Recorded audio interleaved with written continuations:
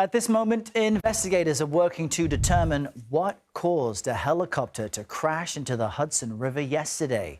All 6 people on board died. And we've got to warn you here, what you're about to see is disturbing.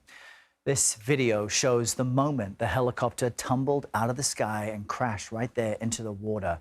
The main body of the aircraft was recovered from the river. You see it there, detached from the tail and the chopper blades. A search for those pieces is underway. Let's bring in CBS News correspondent Lilia Luciano, who's following this story for us close to where the chopper went down. Lilia, it's a heartbreaking story, especially considering who was on board. What are we learning about the victims of the crash? That was devastating, Errol. This was a family from Spain. The father is the president of the Spanish Siemens company branch. He was there with his wife and his 3 children. According to WCBS, the children's ages were 11, 4, and 5, or approximately.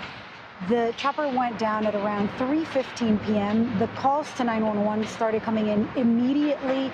Witnesses said that they heard a loud boom and then started seeing parts, as you mentioned, of the helicopter coming apart in midair before it crashed right behind where we are into the water.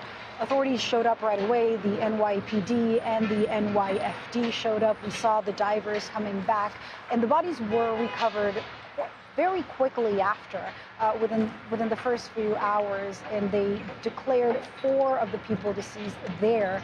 When they recovered the bodies, 2 were taken to hospitals, but of course ultimately died.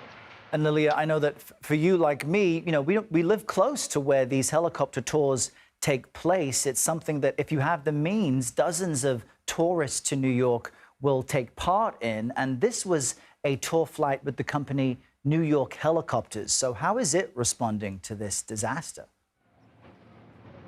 Well, New York Helicopter does many tours. It's been working, or at least the CEO has been doing this for over 30 years.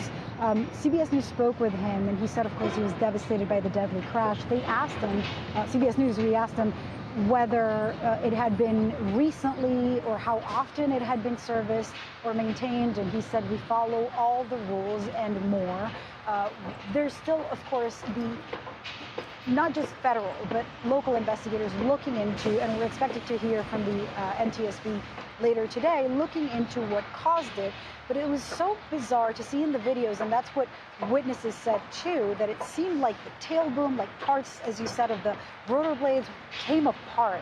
Obviously, I know nothing about the engineering of helicopters, but I am very curious to know how that happens. It doesn't seem like it crashed into anything up in the air, and that is something that has come up before.